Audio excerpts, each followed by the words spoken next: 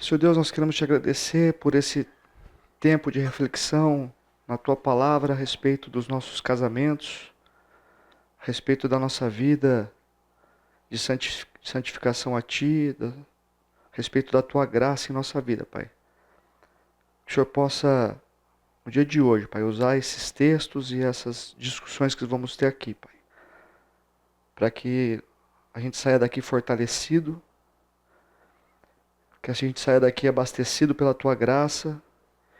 E por fim, Pai, que o seu nome seja honrado e glorificado através das nossas vidas, Pai. Em nome de Jesus que nós oramos. Amém. Pessoal, recebi uma incumbência hoje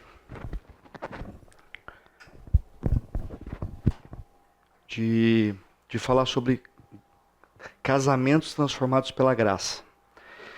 E a priori, quando o pastor Natanael me convidou para fazer isso, eu não me senti preparado para tal, porque foi bom, eu sou muito misericordioso comigo, né? Eu tenho pensamentos a respeito de mim muito, muito excelente. E eu não sabia se a Paulinha tinha a mesma opinião, né? Falei, bom, se eu vou falar sobre casamento, eu acho que eu sou muito bom nisso, então eu tenho que saber a opinião dela, que às vezes ela acha que eu sou muito ruim nisso. E aí eu falei, bom, eu vou falar com ela antes e depois eu respondo, né? Tem que ver com quem sofre as consequências desse casamento, não com quem tá se achando, né? Mas ela achou que era uma boa ideia e daí eu topei o desafio de falar sobre casamentos transformados pela graça. E para introduzir esse assunto, refletindo sobre ele durante acho que um mês e meio, me veio entre muitos livros que eu estava pesquisando e lendo, né?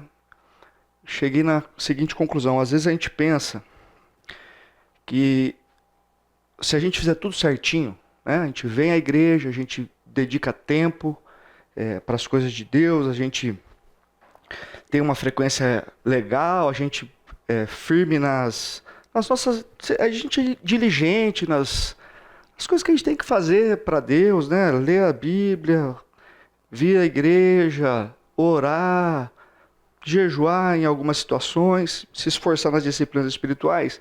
Deus vai estar preparado para vir ao nosso encontro e satisfazer os nossos objetivos. Sabe, a gente às vezes tem esse sentimento que se eu me esforçar, Deus vai honrar os meus objetivos. E a verdade é que deveria ser o oposto. Não são os meus objetivos no meu casamento que têm que ser honrados por Deus. Eu que tenho que me alinhar com os objetivos dele para o meu casamento. Porque os objetivos dele são muito mais altos do que o meu, são muito mais excelentes do que o meu. Alguém pode ler esse texto para mim? Provérbios capítulo 3. Eu estou atrapalhando? Os caminhos da sabedoria são caminhos agradáveis e todas as suas veredas são paz. A sabedoria é árvore que dá vida a quem a abraça, quem a ela se apega será abençoado. Por sua sabedoria o Senhor lançou os alicerces da terra, por seu entendimento fixou no lugar os céus. Pessoal, baseado nesse texto, por que você acha que as nossas razões para o casamento têm que estar alinhado com os objetivos de Deus? O que esse texto indica para nós que os objetivos de Deus são melhores que o nosso?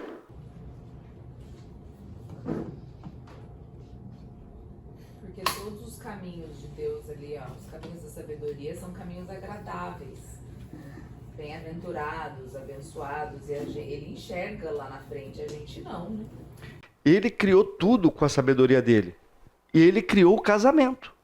Então, quem é você para dizer que os seus objetivos para o seu casamento é melhor que os objetivos de Deus? Ele criou o casamento. Ele criou tudo com sabedoria. E ele é a última palavra do que é certo, o que é errado, o que é melhor, o que é pior, não é isso? Então não tem como você ter objetivos melhor que o dele para o seu casamento. Quem pode me ajudar? Abrindo o texto, abre a sua Bíblia aí em Romanos capítulo 12.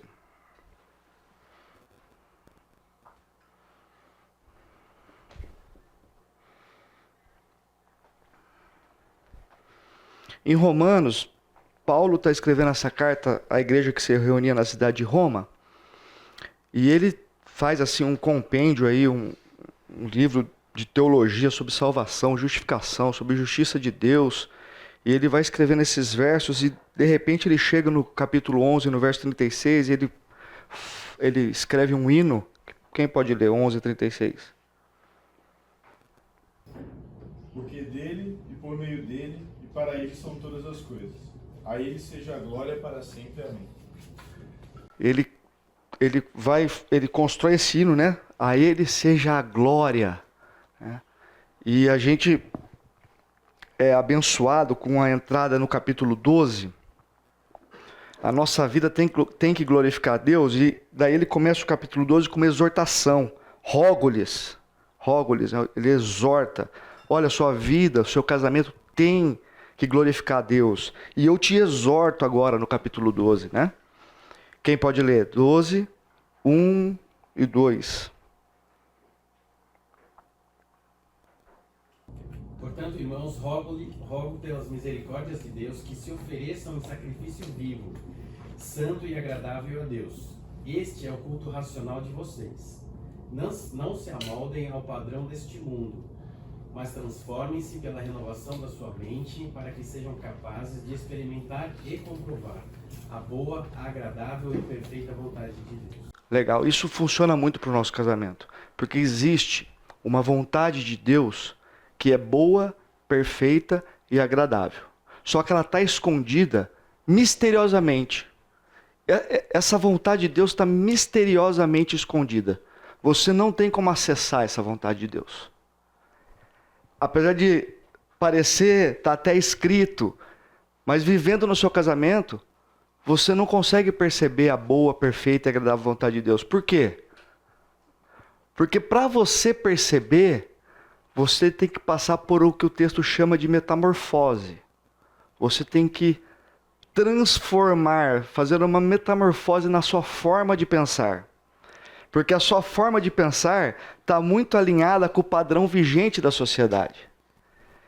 E Paulo diz o seguinte, para você poder desvendar o que está escondido em mistério e poder provar no seu casamento uma coisa que é boa, que é perfeita e agradável,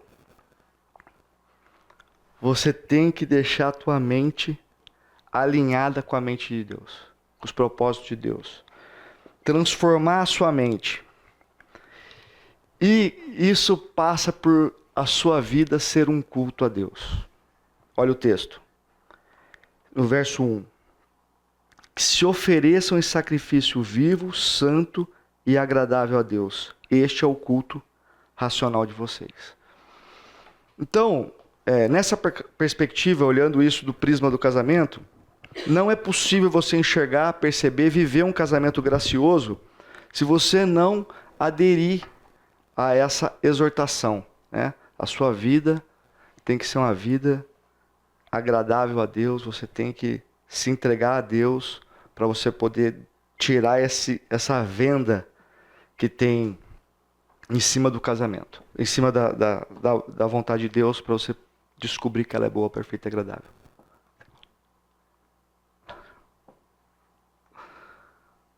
Ok, agora é a hora. ESC. Tenta apertar espaço, ver se vai. Não? Então vai com o mouse aqui, ó. Pronto. Ah, o que você fez? Tá tudo certo aqui, ó.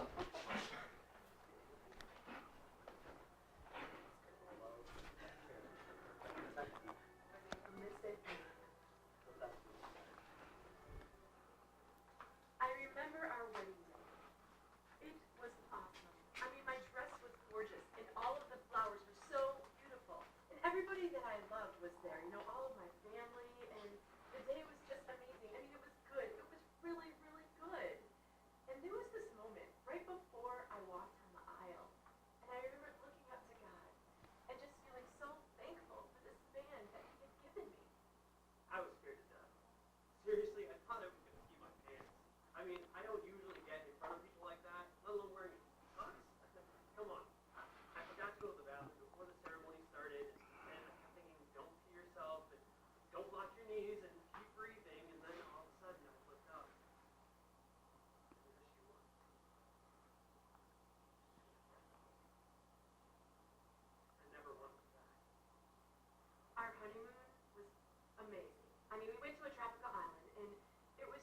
whole week of relaxing, and we got to walk on the beach a lot and just spend time together.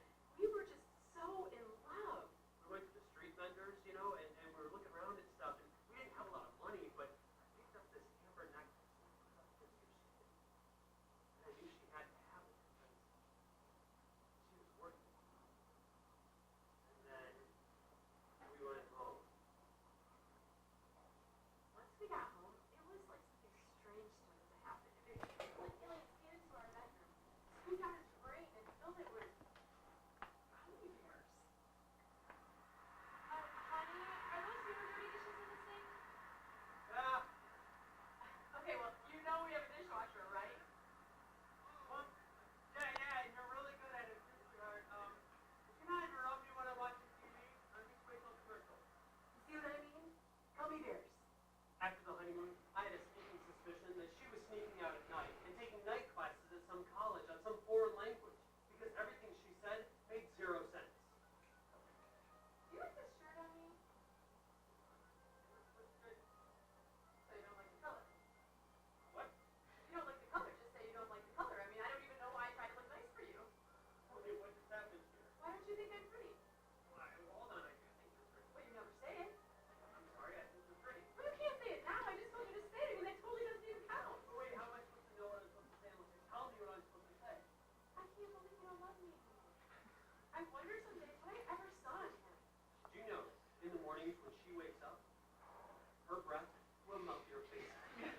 Farts, and then hold my head under the covers. Is that okay? Honestly, I'm a little scared because I think I might have married my mother. Well, I wouldn't have to act like your mother if you didn't act like a child. I mean, close the refrigerator door, pick up your shoes, take out the garbage. Seriously, how hard is it to obey? Hey, Cook. I think she's slowly trying to poison me with her food. Okay, 2 words. Road rage. 2 words. Shopaholic. Have I mentioned he still has his comic book collection from junior high? Did I mention that she still makes fun of me for having a comic book collection from junior high? He's addicted to television. She's addicted to purses. And I don't understand this, but for some reason she manages to lose every purse she owns in the house. Seriously, how hard is it to lose something this big? I thought we were supposed to be on the same team. I'm still on the same team. Apparently you defected, started playing for some other team that you made up in your mind. That doesn't even make any sense. You don't make any sense. Well, your gummy bears don't make any sense. Oh, you're stupid. Well, you're stupid. You made me this way.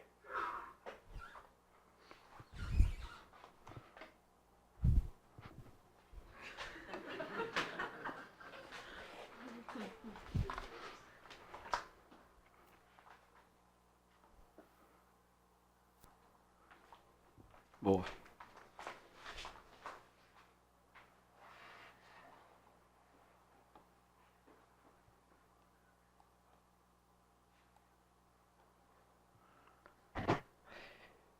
Parece uma constatação meio óbvia que se você está alinhado com Deus, as coisas vão bem, porque Deus está num patamar, está numa situação que ele é. Né? Então, se você está alinhado com Ele, tudo vai dar certo no seu casamento. Acontece que existe entre você, entre o Alexandre, que vive aqui, com os pés nessa terra, tendo que trabalhar, tendo que cuidar dos filhos, tendo que levar os filhos para isso, para aquilo, e ainda dar conta do serviço. Meu chefe está aqui hoje, tendo que atender o chefe no meio do expediente para resolver isso ou aquilo. Né? Essa vida cotidiana, ordinária que a gente vive. E entre a perfeição de Deus, tem um gap que a gente chama esse gap de pecado, né? Então, por mais que você esteja ali se esforçando, tentando manter a tua vida devocional em dia, sempre você vai ter o pecado, que vai te tirar dessa situação tão confortável que é estar perto de Deus. E, principalmente, quando você está num casamento, o que pode te tirar dessa situação tão gostosa com Deus, é que você casou com uma pessoa que é pecador igual você, difícil igual você, e que vem de uma cultura totalmente diferente da sua. A minha cultura familiar da Paulinha é o oposto. Temos históricos muito diferentes. temos históricos familiares muito diferentes. Ela falou para eu não dar esse exemplo, mas para deixar ela irritada comigo eu vou dar. Você deu o que quer. Para provocar ela, para a gente brigar no almoço hoje. Quando eu comecei ela falou, as pessoas vão pensar que minha família é assim. Eu falei, mas é. A Paulinha tem um tio falecido recentemente, né? Mas na época muito vivo.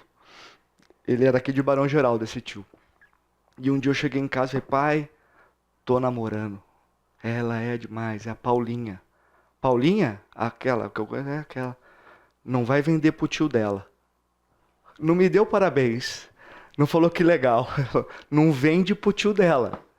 Porque o tio dela já tinha dado um golpe no meu pai e era mal falado. A família não é assim.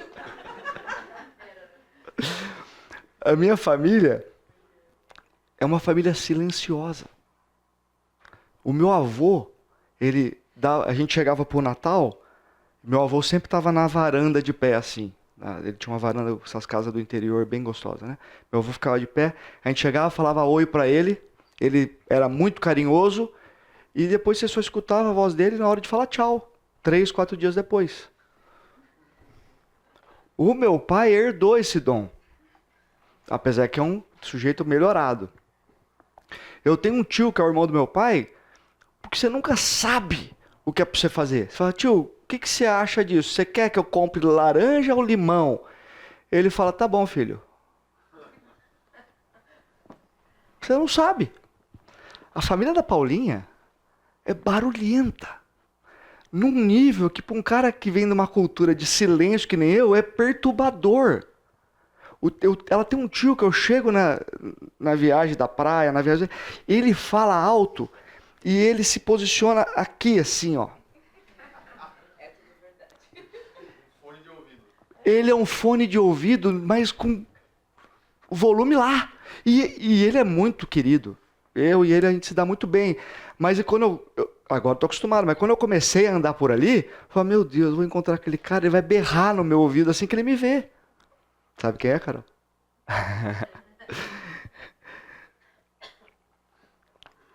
A gente tem cosmovisão familiar diferente, viemos as famílias são muito diferentes. Por exemplo, a nota escolar na casa da Paulinha, se a nota da escola era 6, a média. Se alguém na casa dela tirasse menos que 7, a mãe obrigava a ir na recuperação. Uma vez aconteceu com a minha cunhada. Mas eu passei de ano, não importa, você vai na recuperação. Em casa, se eu tirasse 5, se eu conseguisse, era uma festa. Eu ganhava presente. Verdade ou não, pai? Verdade, eu ganhava presente. Porque eu tinha conseguido. Porque o normal era 3.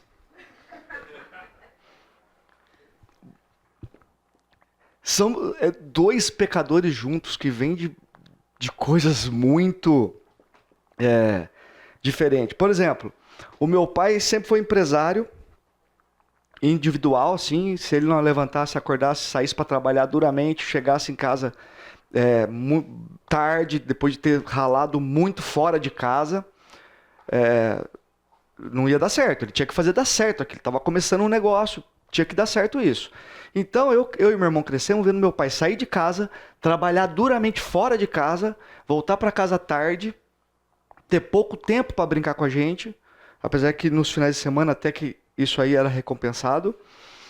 E isso, eu cresci entendendo vida, como se vive a vida.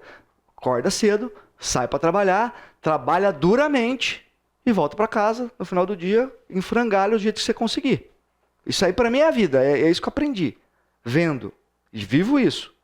Na casa da Paulinha, todo mundo trabalhava duramente, só que dentro de casa. Eles eram, os pais dela, o pai dela já falecido, a mãe não, eles eram missionários. A mãe dela é missionária até hoje, né? Então, também acordavam, também trabalhavam, só que trabalhavam dentro de casa. As pessoas muitas vezes estavam na casa deles, eles trabalhando, né? Mas as pessoas estavam se divertindo na casa deles, fazendo estudo bíblico, almoçando, jantando, chorando, sorrindo, né? E um dia, a mãe dela veio um pastor gringo para cá, que eles tinham uma amizade muito grande. E a mãe dela marcou um jantar às 5 da tarde. Porque o gringo era já idoso e ele tinha o costume de jantar às 5 da tarde. E ela falou, ó, a gente era noivo ou era namorado? Namorado, talvez. Pô, minha mãe marcou um jantar às 5 da tarde. Eu falei, não vou. Não tem como. Eu saio de casa cedo, trabalho o dia todo duramente e volto em frangalhos a hora que der. Porque era o meu jeito de enxergar a vida. E para a mãe dela era óbvio, claro, que eu tinha, como namorado da Paula, que estar na casa dela às 5 da tarde. E eu não fui. Eu não tinha, na verdade, nessa ocasião, nessa etapa da minha vida de serviço, eu não tinha como ir. Porque se eu saísse às 5 da tarde, um monte de coisa não ia acontecer dentro da circunstância do meu trabalho. O que aconteceu? Arrumei uma confusão. A mãe dela se sentiu ofendida, porque eu não estava lá às 5 da tarde. E para mim eu estava fazendo o que é o mais certo, que era não ir. Olha que cosmovisão tão diferente entre duas perspectivas, né? Um é mais organizado, eu. Nem tanto. O outro é mais desorganizado. Um é mais romântico, eu. O outro é mais prático. Um é mais duro. O outro mais maleável. Um cede mais fácil, outro não cede. Às vezes ninguém cede. Não sei se vocês passam por isso, né? Às vezes ninguém cede. Quando a Sara estava para nascer, eu e a Paulinha entramos num embate tão profundo que eu acho que a gente ficou 6 meses tentando descobrir quem que ia ceder. E ninguém cedeu. Acho que até hoje a gente não definiu quem que ganhou essa... Qual medalha? Qual medalha? Eu não perdoo fácil. O meu tempo para resolver algumas questões de orgulho é prolongado. Dura. A Paulinha é assim, ó. Eu feri ela aqui, quando a gente mudou de cômodo, ela já perdoou. Eu não perdoo, simplesmente. E quantas vezes ela veio conversar comigo, ó, então vamos resolver aquela questão? Vamos. Hora que eu quiser.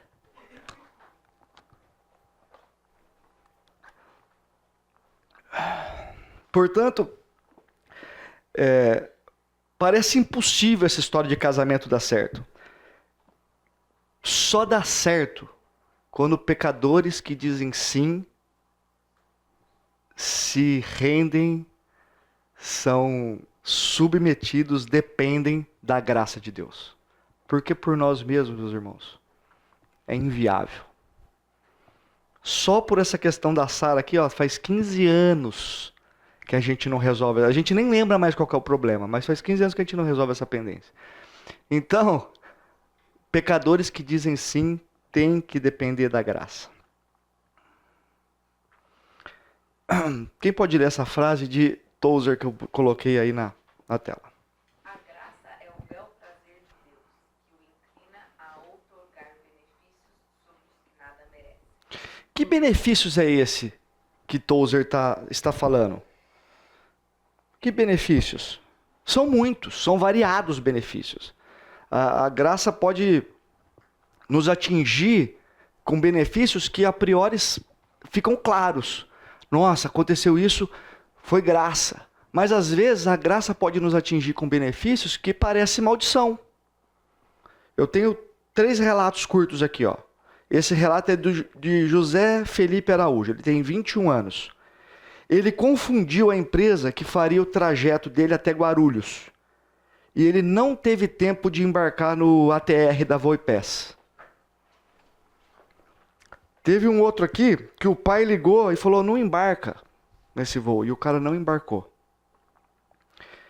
E teve uma família que embarcou no avião por engano, no que ia cair. E deu tempo de eles saírem da aeronave antes do voo decolar. E a moça, a mãe da família, diz o seguinte, a gente teve um livramento que só Deus explica. As comissárias ficaram com a gente durante o trâmite, ajudaram a gente com as malas, brincou com o Benício, e a gente conviveu um pouquinho com esse pessoal, estava todo mundo feliz.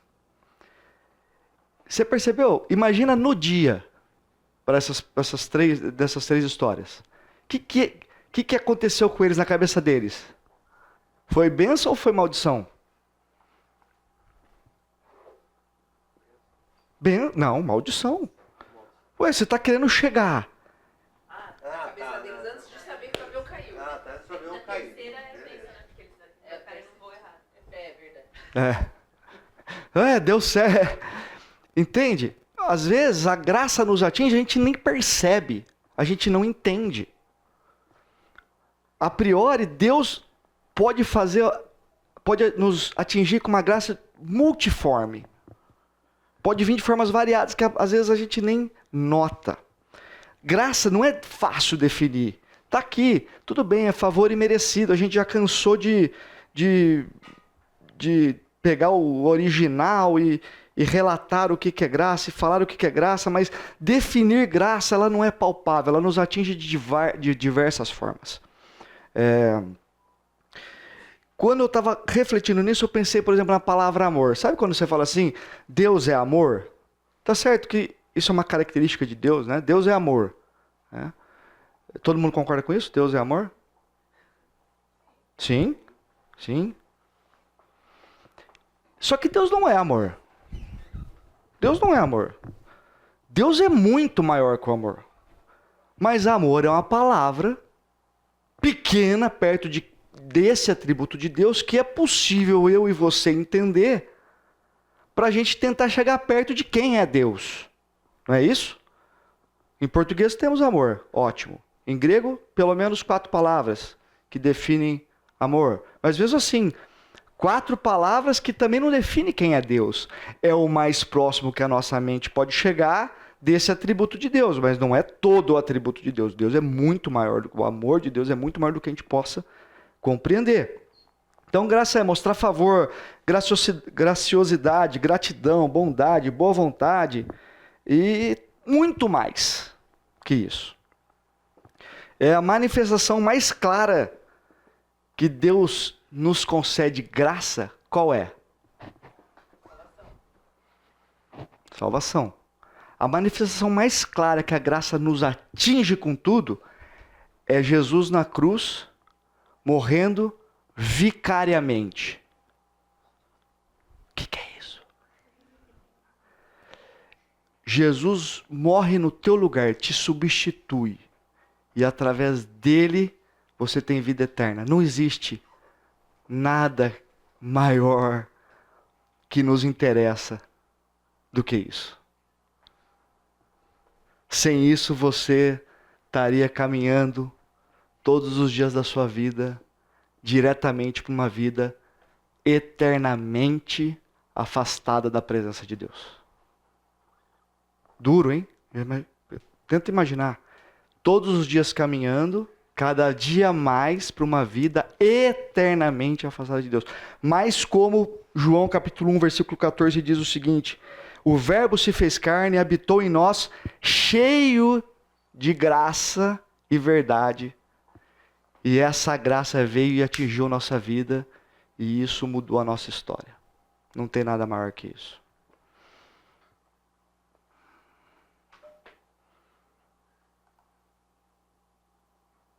Será que eu estou no lugar certo aqui? Tô. Ok. Então vamos lá. Existe uma graça que a teologia chama de graça comum. Quem pode ler esse texto? Mas não coma da árvore do conhecimento do bem e do mal, porque no dia em que dela comer, certamente você morrerá. Olha o que esse texto diz o seguinte: se você comer da árvore do fruto do conhecimento do bem e do mal, certamente, morrendo, morrerás. Você vai morrer, ok? Eles tinham essa sentença de morte se eles fizessem tal coisa. Entretanto, eles comeram e continuaram vivendo. E eles continuaram, apesar de já sentirem na pele os malefícios do pecado na vida deles, eles continuaram plantando, colhendo, reproduzindo, amando. Teve muitas coisas que aconteceram na vida dos descendentes de Adão e Eva depois da queda, depois da sentença de morte, que foi bênção. E até hoje, tem milhares e milhares de pessoas que são vasos de desonra, que Deus criou assim. Se tivesse Paulinha fez cara feia para mim aqui. Deus, a palavra diz que tem alguns vasos criados para desonra. Essas pessoas, elas nunca vão ter uma vida de comunhão autêntica com Deus. Nunca. Nunca. Mas, mesmo elas nunca tendo uma comunhão autêntica com Deus, elas vão seguir as suas vidas usufruindo de diversas bênçãos de Deus. Isso é graça que Deus dá. Até para os pagãos. Tem alguns textos, a graça comum, que é o que a gente está falando, é a graça de Deus pela qual Ele dá às pessoas inúmeras bênçãos que não fazem parte da salvação. Okay? Aqui eu coloquei alguns textos, vocês podem me ajudar com a leitura? Mateus 5, 44, 45. Mas eu lhes digo, amém, os seus inimigos, e orem por aqueles que os perseguem, para que vocês venham a ser filhos de seu Pai que estás nos céus. Porque Ele faz raiar o seu sol sobre maus e bons e derrama chuva sobre justos e injustos. Deus dá graça para bons e maus. Lucas 6, 35 e 36. Amem, porém, os seus inimigos, façam-lhes o bem e emprestem a eles, sem esperar receber nada de volta. Então a recompensa que terão será grande e vocês serão filhos do Altíssimo, porque Ele é bondoso para com os ingratos e maus. Sejam misericordiosos, assim como o Pai de vocês é misericordioso.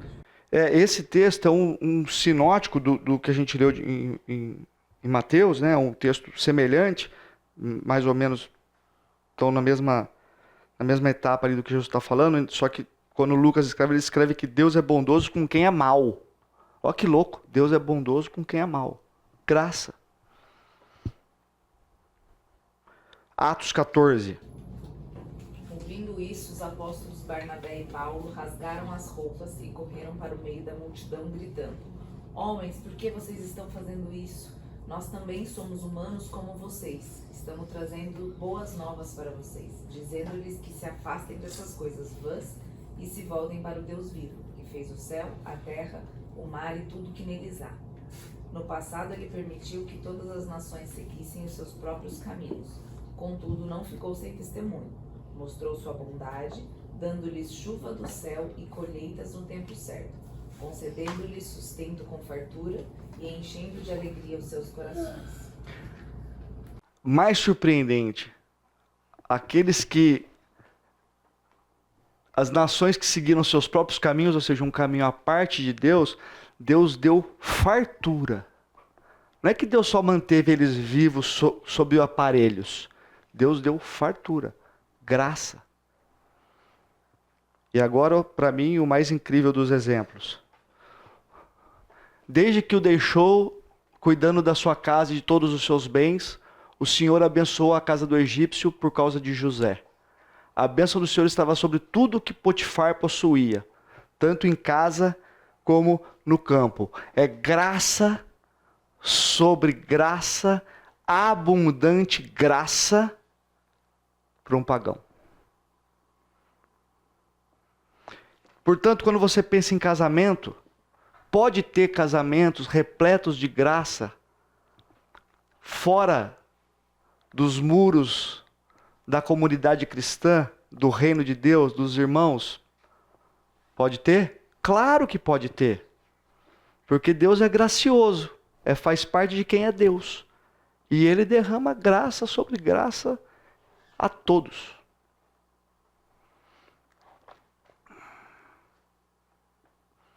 Pessoal, eu estou seguindo aqui, ninguém está falando nada, ninguém está levantando a mão. Se vocês quiserem, a qualquer momento, parar para fazer alguma pergunta, nós temos alguns pastores aqui na sala que podem resolver. Principalmente quando eu falo sobre o texto de Romanos e sobre vasos para desonra, tem um especialista aqui. Tem o Boroto também. Que é quase, bateu na trave.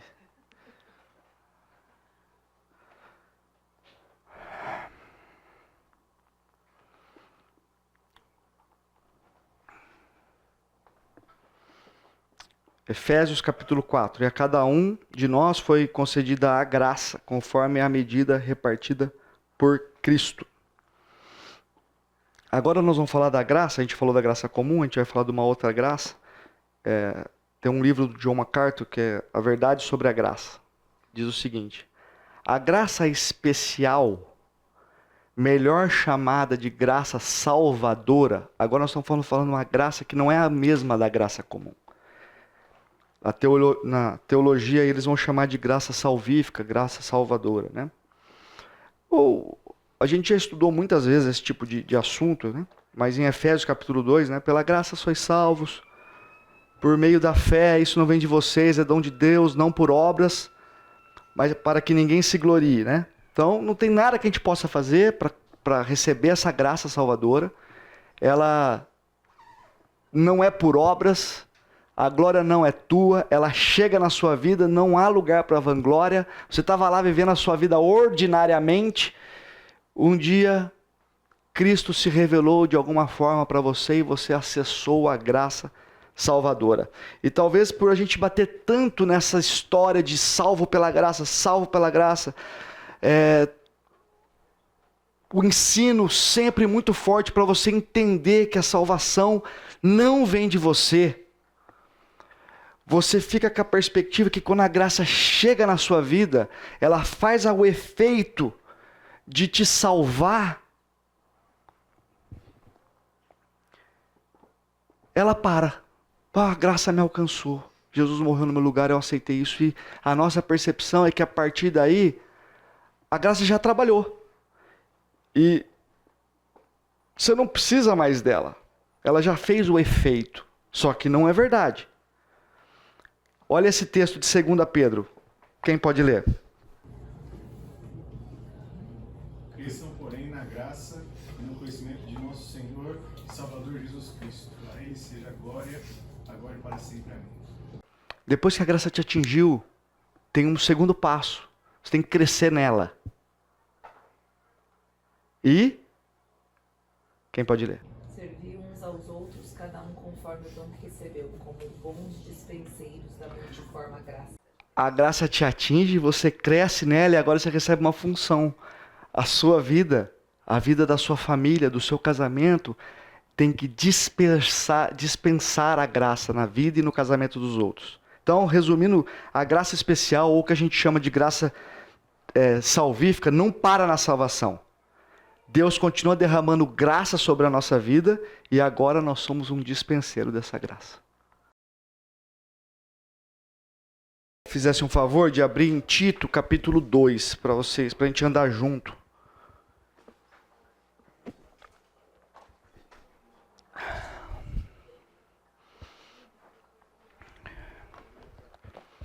Quem tiver com a Bíblia aí,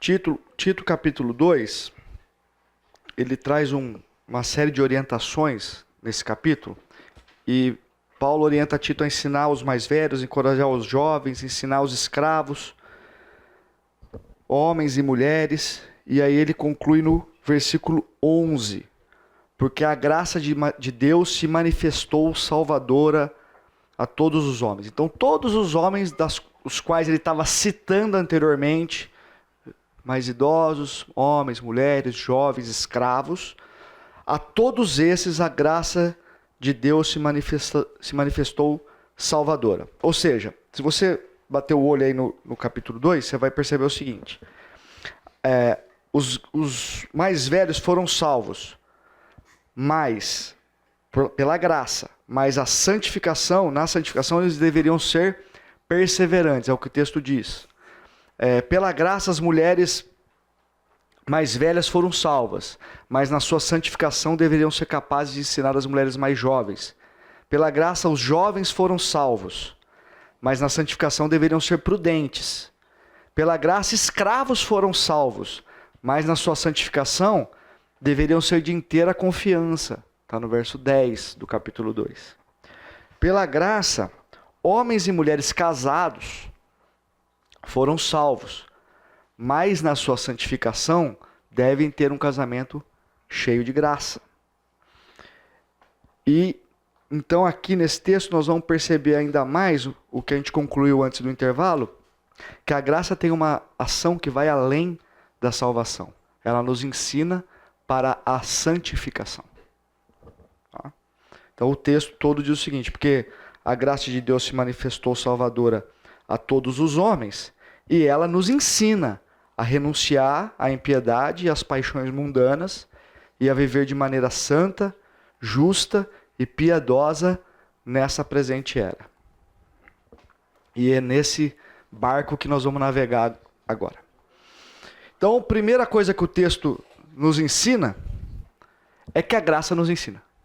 A graça nos ensina, ela nos educa, ela nos capacita para viver nessa presente era. Aqui o verbo usado aqui tem o mesmo teor do substantivo pedagogo.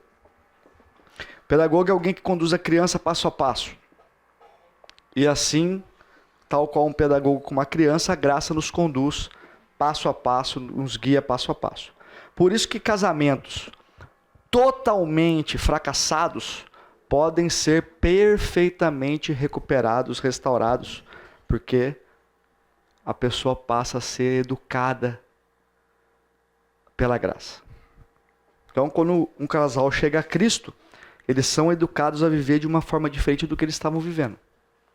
E por que a gente tem que aprender a viver diferente do que a gente estava vivendo? Eu trouxe alguns números aqui que eu não projetei. Olha como é que está a nossa situação de forma geral. Em 1969, números americanos, tá bom? Em 1969, 68% dos americanos achavam errado manter relação sexual antes do casamento. 68%. Em 87, eu já era vivo, 46% dos americanos achavam errado manter relação sexual fora do casamento. Em 92, 33%. Percebe? De 68% para 33%. E o número que eu tenho aqui é só até 92. Hoje acho que nem existe mais essa projeção. Pararam de perguntar. Em 60, 25% dos casamentos terminavam em divórcio. Hoje, perto, talvez já passou de 50, né? São tantos números que... 70% dos novos casamentos dos divorciados terminam em 10 anos. Vai piorar. 2/3 dos homens cristãos têm contato mensal com pornografia. 2/3. 54% dos pastores disseram ter visto pornografia no último ano.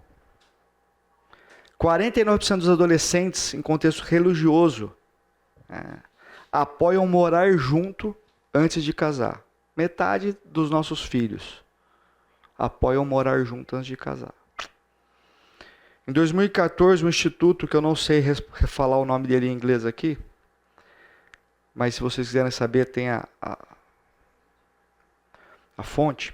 51% dos evangélicos nascidos na virada do século disseram que contato sexual entre pessoas do mesmo sexo é moralmente aceitável.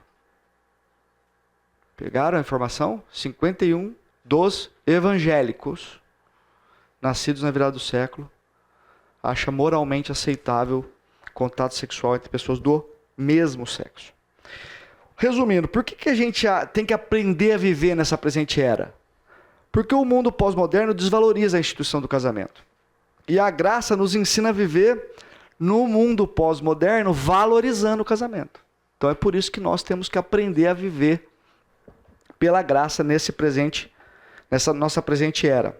E daí o que acontece? Quando as pessoas chegam na igreja, e eu falei números de igreja aqui, então você pode imaginar, todos esses dados horríveis são da igreja, né?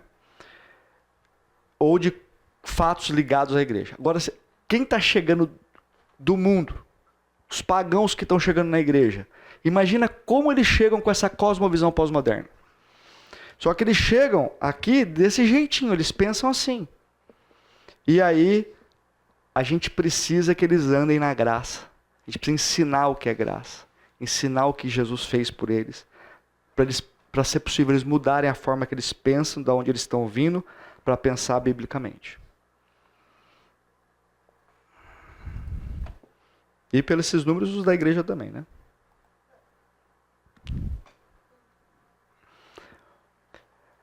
Então, ela nos ensina primeiramente a renunciar à impiedade.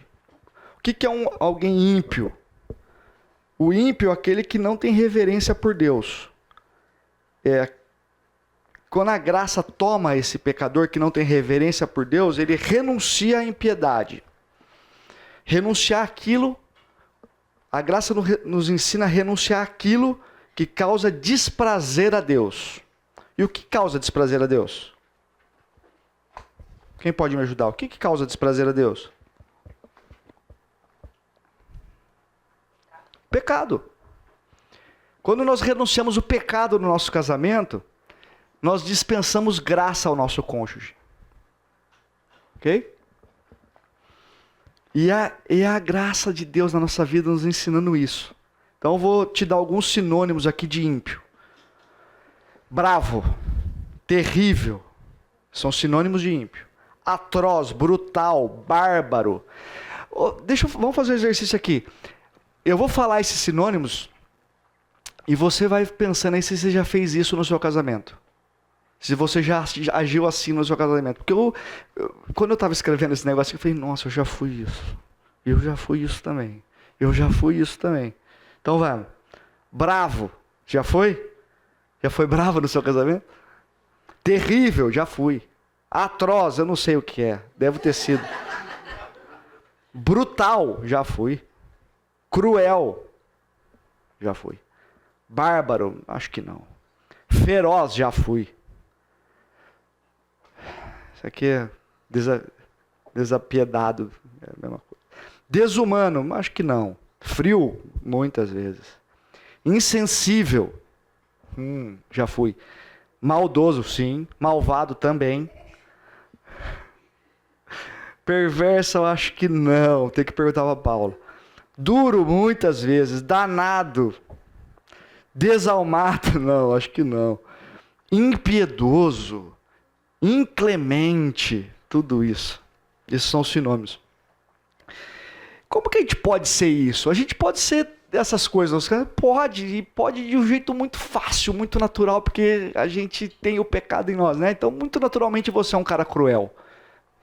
Mas você pode lutar contra isso? Claro que você pode. É só você deixar Deus grande na sua vida, não é?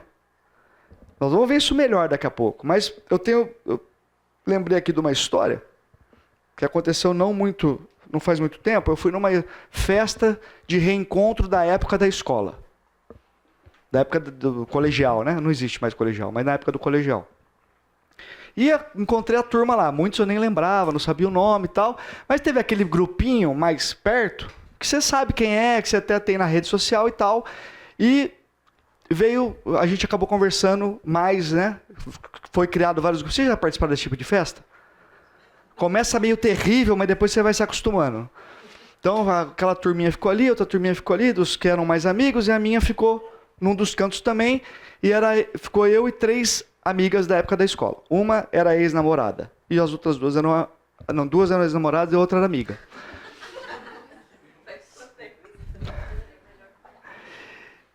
E eu levei o Thomas, graças a Deus.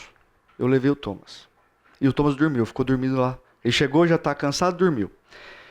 E essas 3 meninas começaram com umas conversas que elas deviam ter tido comigo quando eu tinha 14. Elas não tiveram, mas quiseram conversar coisas que não estavam legais. E eu percebi que se eu colocasse uma vírgula naquela conversa, podia ser desastroso. Porque elas não estavam com vergonha na cara. E tem tudo véia. Que nem eu, tudo velho que nem eu. E se eu tivesse entrado na conversa delas, eu teria sido o quê? Desses sinônimos de ímpio aqui. Terrível, teria sido terrível. Insensível com a Paula, muito. Malvado demais. Impiedoso demais. E elas falaram, não, então vamos fazer alguma coisa depois daqui. Eu falei, não posso, estou com meu filho. Ah, você era isso na escola, lembra? Me exaltando assim. Eu falei, gente, me exaltando no sentido ruim da palavra. Eu falei, gente, vocês estão achando que um cara de 43 anos é o mesmo de 14. Eu sou outro cara. Eu não sou aquele menino de 14 que vocês conheceram. E eu cortei. E elas, depois, a Paulinha acompanhou, né? Paulinha é veiaca, viu? Esperta. Porque uma delas continuou me chamando no particular, na internet, né? E eu, pra zoar, a Paulinha, ó, tá me chamando aqui e tal. Falou tal coisa. Daí a Paulinha, muito esperta, falou assim, ah, é? Ela falou tal coisa? Deixa eu ver o que você respondeu. Eu, ainda bem. Deus foi muito gracioso comigo, porque eu tinha dado uma resposta muito boa, não lembro qual era mais. Mas eu tinha cortado ali, ela falou, vamos, lembrei. Ela falou, vamos sair, segunda eu vou estar aí, vamos sair? Eu falei, pô, vamos sim. Minha mulher queria ir num lugar, daí eu citei lá o lugar para conhecer, então vamos nesse dia. A gente vai junto. Aí, acabou a conversa. Mas eu poderia ter sido ímpio, ou fácil, talvez a Paulinha nem ficasse sabendo. E teve uma outra história muito boa que aconteceu com a gente. Eu e a Paulinha estávamos tendo uma dificuldade, deve ter uns 12 anos isso. Essa história já tem 12 anos. A gente estava tendo uma dificuldade de ideias, do que era certo, do que era melhor, do que era pior. Eu sempre mais calado, ela sempre mais falante. E se estendeu por alguns meses, essa divergência. Um dia eu estou em paz no meu sofá, igual aquele cara do vídeo, assistindo televisão, não espera o comercial, pode falar. E ela veio, blá, blá, blá, blá, blá, com aquela conversa que a gente estava tendo problema há meses. E eu não lembro a palavra, e ela citou a palavra. Quando ela citou a palavra, eu cresci em ira, em indignação, e eu levantei, e ela sentou, e eu, dedo em riste, nunca tinha acontecido. A gente estava casado, já tinha bastante tempo de namoro e noivado, já estava casado aos 4 anos, a gente já tinha uns 10 anos de relacionamento no total. Ela nunca tinha me visto daquele jeito, eu levantei e lá, ergui a voz, coisa que também nunca tinha acontecido, eu não cheguei a gritar, mas eu sempre, minhas respostas, mesmo quando eu estou muito irado, é sempre calma. Nesse dia eu, subi um tom e e eu vi ela fazendo assim, e ela que é muito mais poderosa nas ações do que eu, ela se espremeu no sofá, e eu irado, indignado, com raiva, quase chegando num descontrole, se não cheguei ao descontrole, pensei, quer saber? Vou sair daqui. Eu estava com alguma roupa bem ruim de dormir assim, botei alguma coisa um pouquinho melhor, peguei minhas coisas, fui para a porta de casa, segurei a maçaneta, por dentro ainda não tinha aberto. Eu não posso sair. Minha vontade era de sair. Só que eu falei, cara, eu não fiz um trato com ela. Meu negócio não é com ela. Ela não vale nada. Ela merecia que eu saísse daqui agora e não voltasse mais. Mas o acordo que eu tenho não é com ela. Eu tenho um acordo com Deus. E eu fiz esse acordo na frente de um monte de testemunha.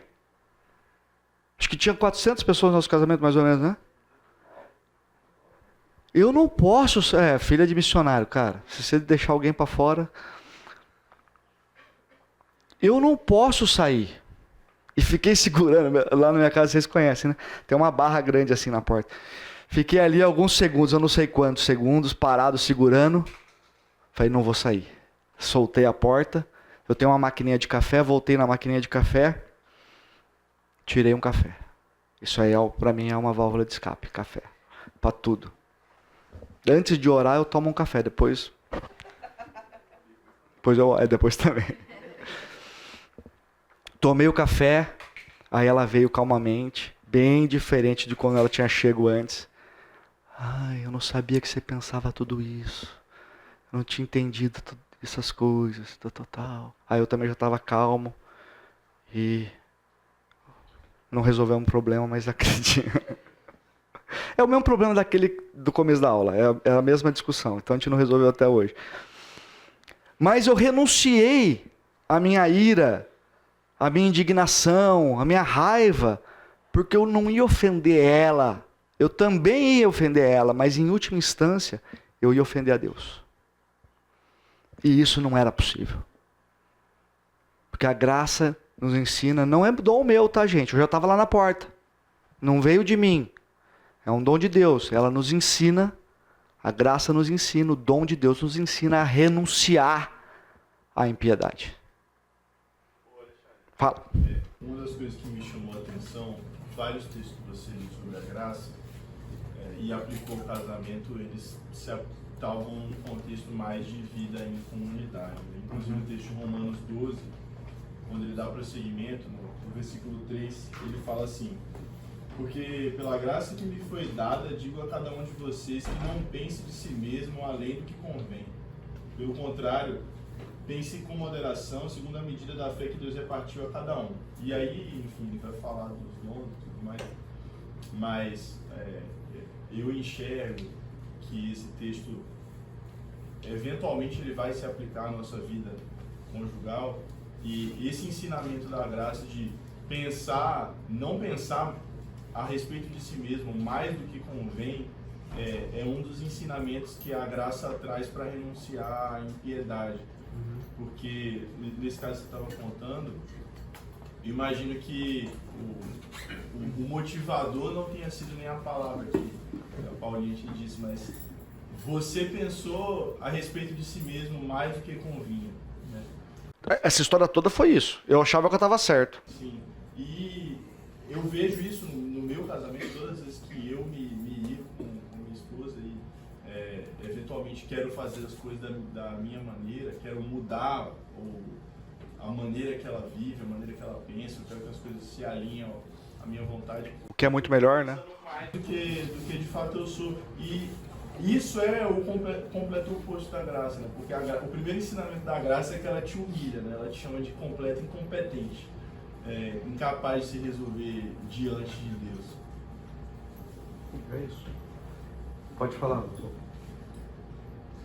O exemplo que você citou, ele encaixa perfeitamente na afirmação de Paulo a Tito. Porque no contexto bíblico, impiedade é algo que o ímpio pratica.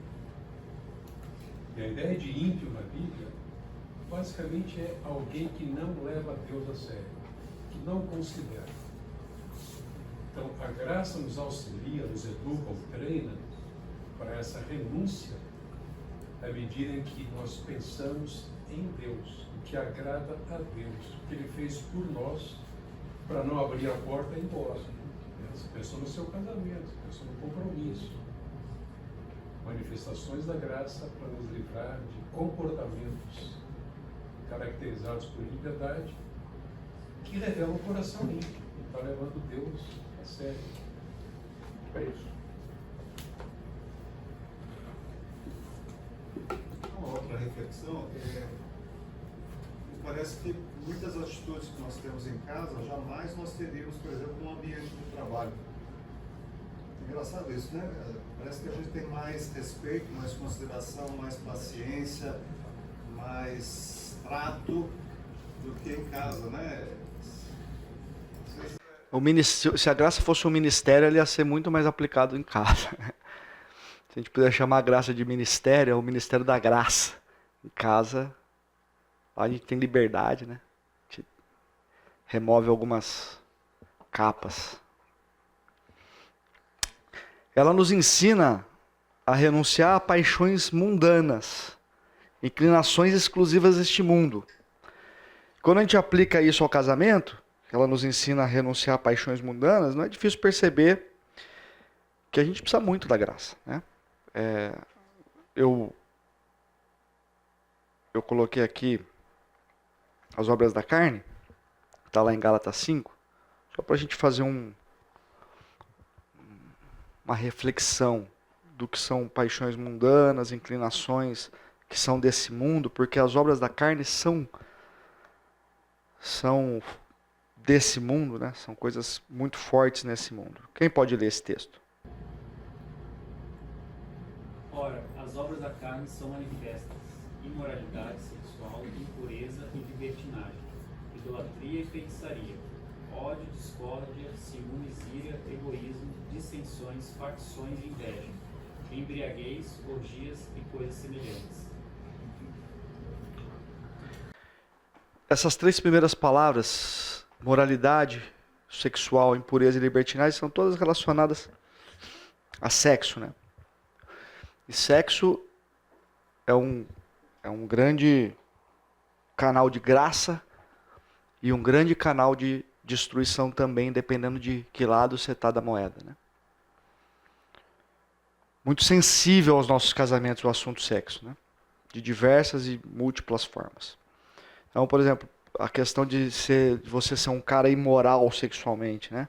Eu tenho um conhecido, não posso dizer que ele é meu amigo, porque ele não é, mas ele é um conhecido, que a gente sabia, casado, filhos, filha amiga das minhas filhas e tal. Esse cara traía a esposa, todo mundo sabia. A gente sabia, né? E um dia ele foi surpreendido, você nunca vai saber, Carolina. Um dia ele foi surpreendido pela esposa. A esposa pediu para ele levar ela.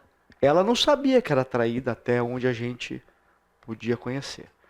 A priori ele fazia isso escondido. Mas ela chamou ele ela pediu para ele levar ela numa casa de swing. Olha a confusão que o sexo pode causar numa família. Eles ainda estão juntos. Mas não vai me surpreender o dia que essa bomba estourar. E tomara a Deus que a gente esteja lá para ajudar eles a encontrar a graça e ter o casamento transformado, né? Mas todas essas obras são de natureza sexual e tudo pode trazer complicações para o casamento. Se não for bem, se o sexo não for bem administrado na sua casa, né? Por exemplo, libertinagem, né? Sexualidade exagerada. Não é bom. Luxúria, viver sem regras nessa área, não é bom. Traz complicação, é coisa do mundo. A graça nos ensina a renunciar a essas coisas. Mas ela também nos ensina a renunciar à idolatria, à feitiçaria. Às vezes o termo feitiçaria está tão longe da gente, né? A feitiçaria nem existe mais, isso é coisa da Disney, né? Não, existe muito.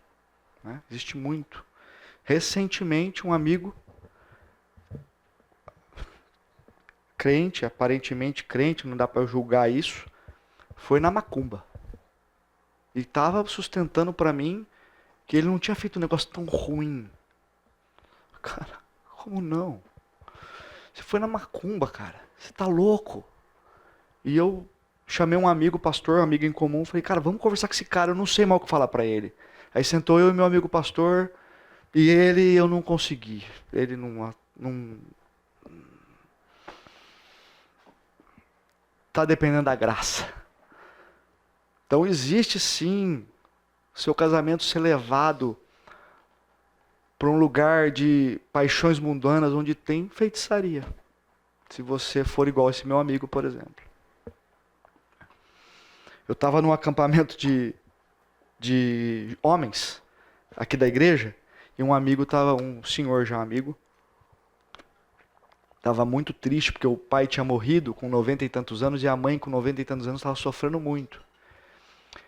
E aí chegou um cara aqui da igreja e ele não estava no nosso grupo de oração, no grupo de oração, cada um estava compartilhando, ele estava compartilhando esse sofrimento da mãe, do pai e tal. E um cara aqui da igreja, sem noção, amigo meu, chegou de pé. Não estava no nosso grupo, chegou de pé.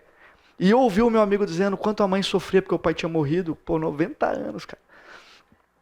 E ele falou, ele sofre, porque ficou sem meu pai. E o cara, sem noção, falou assim, sabe por que ela sofre? Eu falei, lá vem, velho. Já sabia que ela era sem noção. Porque a sua mãe idolatrava ele, era um ídolo para sua mãe. Eu falei, meu Deus. Porque esse cara não era crente. E eu tava levando ele lá a fim de apresentar o evangelho para ele. Eu falei, cara, esse cara nunca mais volta. Ele vai levantar da mesa, vai dar um murro na cara do nosso irmão e nunca mais vai voltar aqui. A hora que o irmão parou de falar aquele monte de coisa que eu tava me deixando desesperado, o meu amigo, é verdade.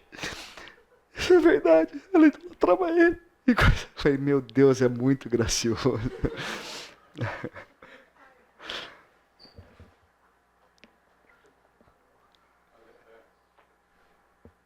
Pode falar. Acho que vale a pena destacar ainda sobre paixões mundanas e os frutos do Espírito, fruto da carne, delas. E uma das principais armas do diabo hoje é exatamente promover a porneia, a prostituição sexual. E não há pecado no meio cristão que mais ofenda a Deus do que esse. Por quê? Porque a prostituição pela imoralidade, ela perverte todo o propósito de Deus na criação. Deus criou o homem e a mulher para se tornarem uma só carne, para promoverem a multiplicação da espécie, a sua própria glória, encher a terra da glória de Deus, e o diabo sabe disso. Então, a Bíblia repete isso muitas vezes: não vos prostitueis, não vos deis a prostituição, fujam da imoralidade. Por quê? Exatamente porque o nosso corpo, sendo templo do Espírito Santo, prostituí-lo é a mesma coisa de trazer uma prostituta para uma satisfação sexual com quem eu não posso me unir com ela. Então eu prostituo o próprio aspecto espiritual também dentro do propósito daquilo que é a união do casamento. O único contexto para satisfação sexual é a aliança do casamento. Então isso é extremamente importante. Por isso que a gente não deve se apartar, né? A não ser que por oração, para oração. Então, ó, eu estou concluindo esse slide aqui com Romanos capítulo 8, resumidamente, e encurtei aí, só para a gente entender. A mentalidade da carne é morte, a mentalidade da carne é inimiga de Deus. Quem é dominado pela carne não pode agradar a Deus. Então, em última instância, quando a gente não está agindo com graça, não está renunciando às paixões mundanas no nosso casamento, a gente não está ofendendo o nosso cônjuge. Nós estamos ofendendo ao Senhor dos Exércitos. Pessoal, eu vou pedir perdão para vocês. Eu vou voar agora. Porque eu tenho só 6 minutos. Eu vou voar. Tá? Se vocês tiverem dúvida, depois vocês vêm aqui e a gente esmiuça. Mas a graça, ela nos ensina a viver de maneira santa, justa e piedosa. O que é viver de maneira sensata, justa e piedosa? Ou seja, viver de maneira sóbria, de mente sã, moderadamente.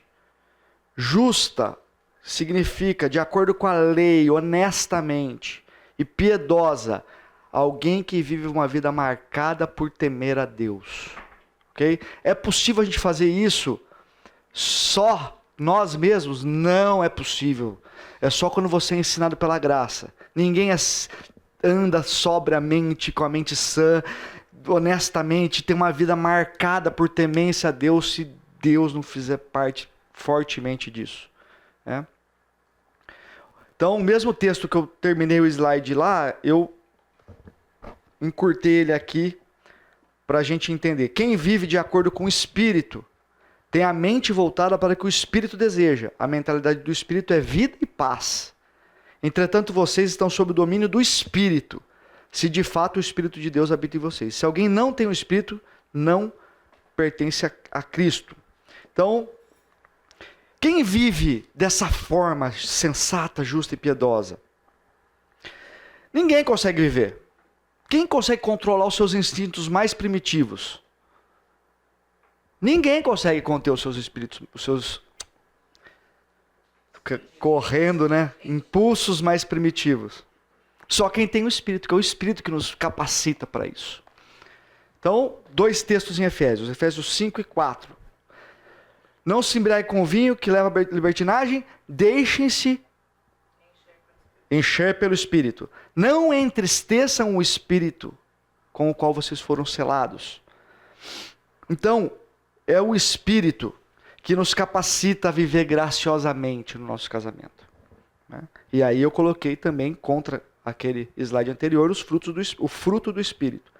Então, somente cheio dele eu consigo tratar a Paulinha amavelmente, mansamente, alegremente, pacienciosamente, com fidelidade, sendo um bom marido. É só quando eu me deixo encher pelo Espírito. Porque o oposto disso sou eu, o eu natural. Eu quero matar ela. Sair por aquela porta como se não houvesse amanhã.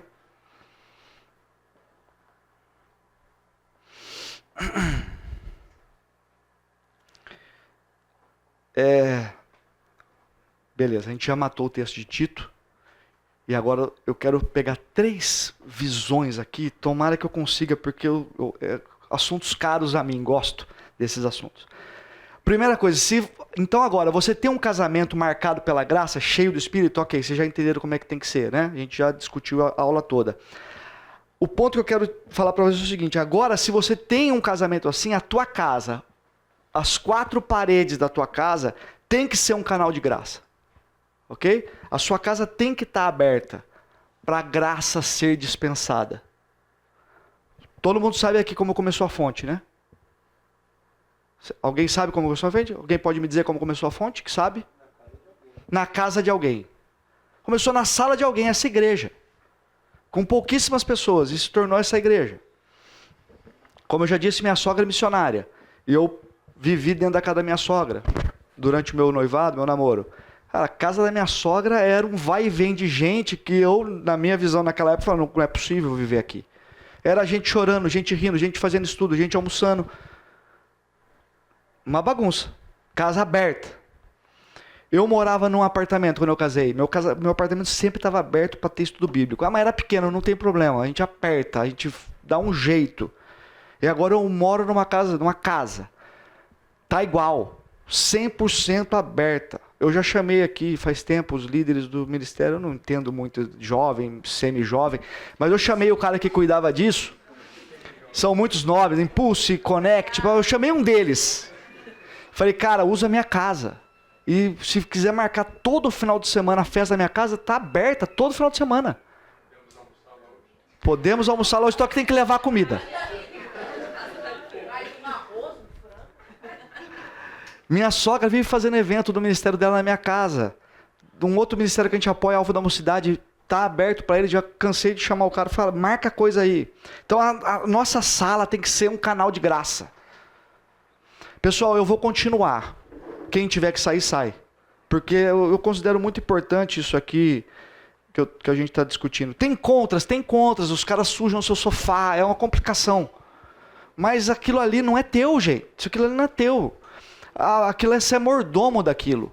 A minha casa é pouco decorada. Não é que ela é feia, mas ela é pouco decorada. As casas dos meus amigos são mais decoradas. Mas eu e a Paulinha temos um acordo. Não vamos decorar muito. Porque as pessoas vão detonar. E outra coisa, as pessoas podem não se sentir tão confortáveis em estar na sua sala. Cara, você é mordomo e a sua casa tem que ser um instrumento da propagação do evangelho nesse mundo. Segundo ponto.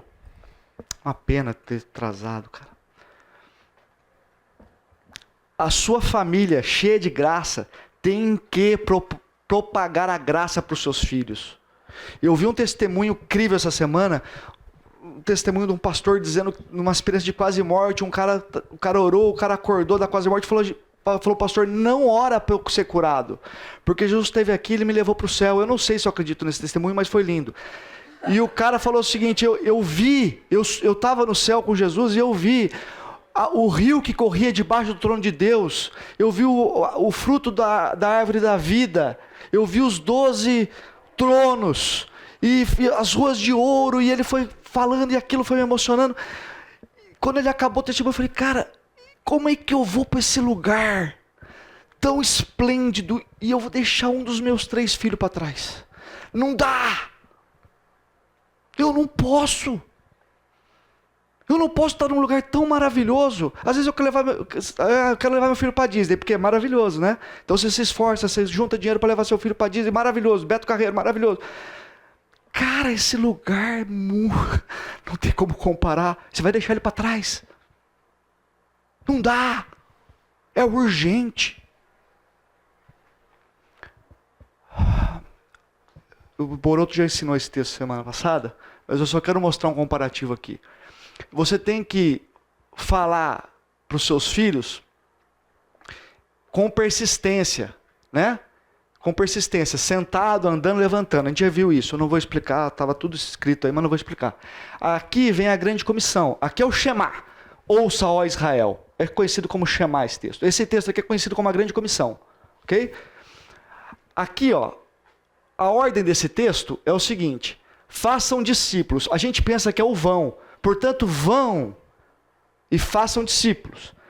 O vão está uma tradução não tão legal, porque ele é um particípio subordinado ao verbo fazer discípulos.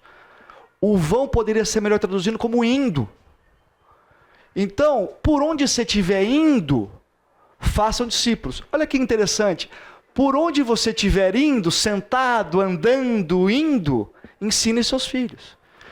A grande comissão é por onde você estiver indo, ou seja, são séculos e séculos de distância de um texto para o outro, e o método de Deus é o mesmo. Por onde você estiver indo, fale de Jesus. Para os seus filhos, primeiramente. Onde você deve aplicar a ordem que Deus te deu? Fazer discípulos. Tem que começar pela tua casa. Ele tem que estar naquele lugar maravilhoso com você. Por fim. Não, por fim não. Estou nos filhos ainda. Você falar de Cristo para os seus filhos é fácil? Não, é difícil. Sabe por quê? Porque você erra na frente dele toda hora. Eu erro. Eu estou indo para casa, eu sempre estou atrasado. Eu cheguei aqui, eu sempre estou atrasado na minha vida. Eu sou um atrasado. E eu saio da minha casa para levar meu filho na escola todos os dias, atrasado. O que eu faço? Eu corto um balão pela contramão. Não tem ninguém lá. É tipo uma sub-rua na frente do meu condomínio. Eu corto todo dia o balão ao contrário. E aí meu filho percebeu. Ele falou: papai, você não andou na contramão? Eu falei: sim. Você tem que pedir desculpa. Um dia, atrasado com meu filho, a Paula saiu no outro carro para fazer outro compromisso, eu voei do lado do carro da Paula. Estava atrasada. Tocou meu telefone, a Sarinha. Peguei e atendi no carro. Papai, você não está correndo, não? É fácil você falar de Jesus para os seus filhos? Não, eles estão olhando quem é você. Mas você tem que se remediar, se entregar ao Espírito, deixar o Espírito cheio, não fazer essas coisas, é a sua função. E o seu cônjuge pode te ajudar. Um dia eu cheguei atrasado na escola, só que eu estava dando carona para a Paula. Eu entrei, cheguei na rua da escola, já parei na contramão. A Paula, eu parecia que eu tinha batido nela. Ela ficou ofendida. Alexandre, você parou na contramão. Oh, meu Deus, eu faço todo dia isso, ela só viu hoje que ela está comigo. Eu transformei o Thomas em corintiano. Eu me dediquei, pastor. Eu levei no campo, eu comprei camisa e tal. E eu consegui. Ele estava dizendo que era flamenguista, então eu reverti. Né? Você pode se dedicar ao que for para convencer seu filho a alguma coisa, inclusive a Cristo. Mas sabe uma coisa que está acontecendo? Ele está te olhando muito mais do que te ouvindo. Eu comecei a fazer jiu-jitsu com eles. O professor estava fazendo abdominal. Com a mão aberta, assim, ó. E eu decidi segurar o kimono para fazer abdominal. Quando eu olhei para o Thomas, o que ele estava fazendo?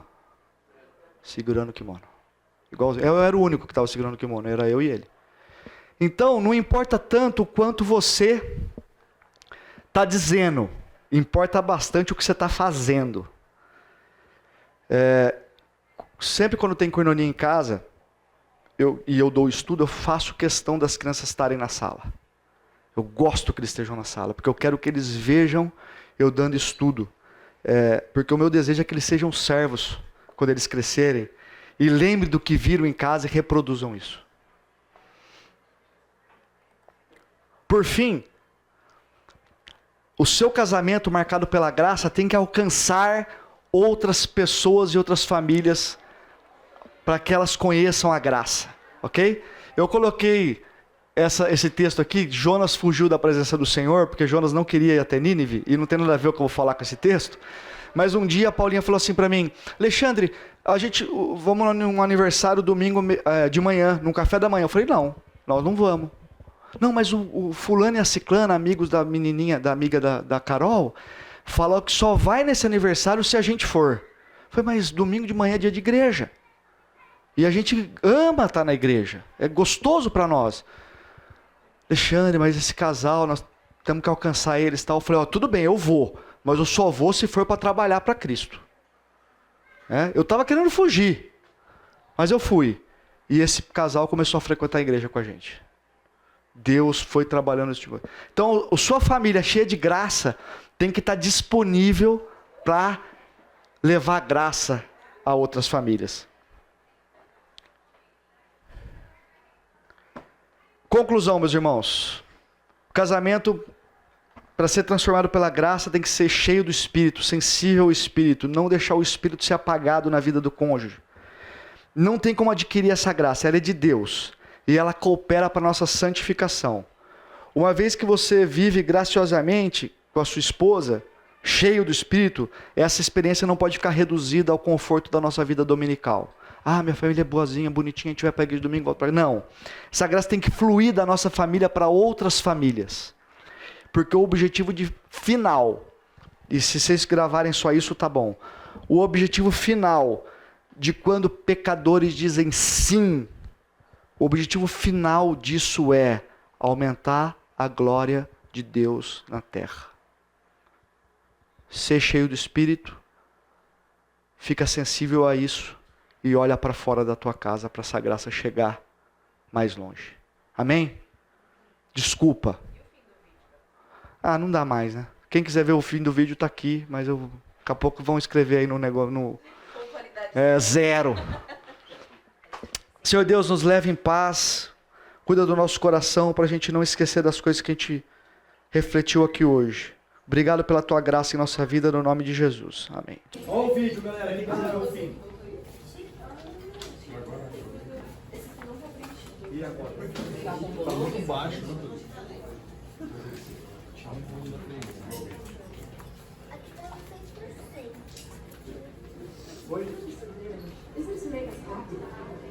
To make us holy, as we become more like Him. I promise to love, honor, and respect you as you become more like Him. And I promise to love, cherish, and protect you as you grow to become more like Him. Like Him. Just like Him. It's not going to be easy. No, it's not going to be easy, but it is good. And anything that good is always worth fighting for.